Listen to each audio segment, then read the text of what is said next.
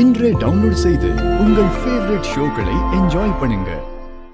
என்ன மேடம், எங்களை பார்த்தா பிச்சைக்காரங்க மாதிரி தெரியுதா? இன்னும் எவ்வளவு நேரம் எங்களை வெயிட் பண்ண வைக்க போறீங்க? இங்க பாருங்க, உங்க கோவம் எனக்கு புரியுது.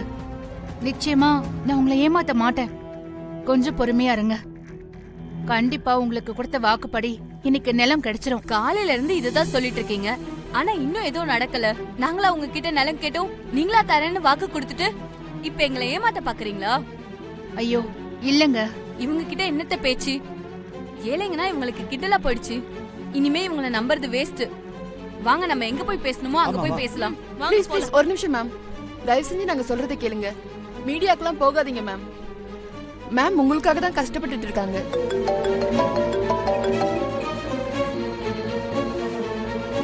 சித்தி, எங்க தேடியும் வெண்ணிலா கிடைக்கல. எங்க போனாங்கன்னு ஒண்ணுமே புரியல.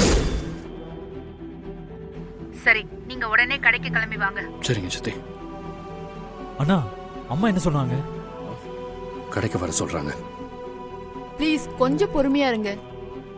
இதுக்கு மேல எங்களால பொறுமையா இருக்க முடியாது. பணம் இருக்க திமிர்ல ஏழைகளை ஏமாத்துவீங்க, அதை நாங்க வேடிக்கை பார்த்துட்டு இருக்கணுமா? என்ன மேடம் நடந்துச்சு? அண்ணாமலை மேடம் சமுதாயத்துல ஒரு முக்கியமான பிரமுகர். அவங்களோட கடையில எதுக்காக இவ்வளவு பேர் கூடி இருக்கீங்க? அப்படி என்ன நடந்தது?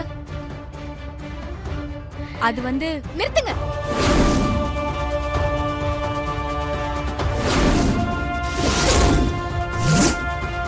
வெண்ணிலா, வெண்ணிலா, என்னமாச்சு?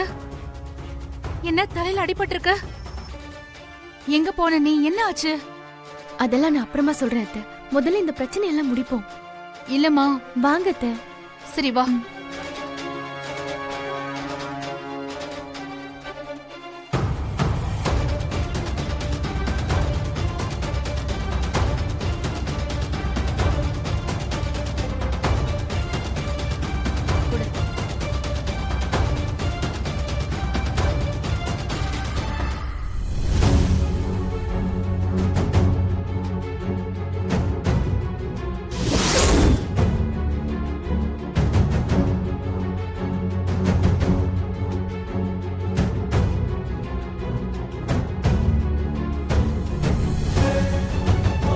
உங்களுக்கு சேர வேண்டிய நிலத்தோட பத்திரம் எல்லாம் வந்துருச்சா?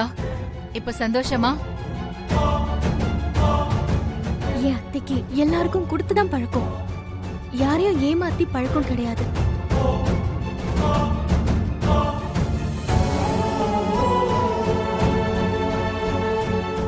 சாரி மேடம், உங்களை நாங்க தப்பா நினைச்சிட்டோம். நிலம் கிடைக்கலன்ற கோவத்துல என்னென்னமோ பேசிட்டோம். எங்களை மன்னிச்சிடுங்க மேடம். உங்களுக்கு எல்லாம் இலவசமா கல்யாணம் பண்ணி வச்ச எங்க சித்தி எப்படி உங்களை ஏமாத்துவாங்கன்னு நினைச்சீங்க? நாங்க பண்ணது தப்பு தான் சார். பாதி பேருக்கு நிலம் கொடுத்துட்டு எங்கள பாதி பேருக்கு கொடுக்காம விட்டதும் கொஞ்சம் அவசரப்பட்டுட்டோம். எங்களை மன்னிச்சிடுங்க.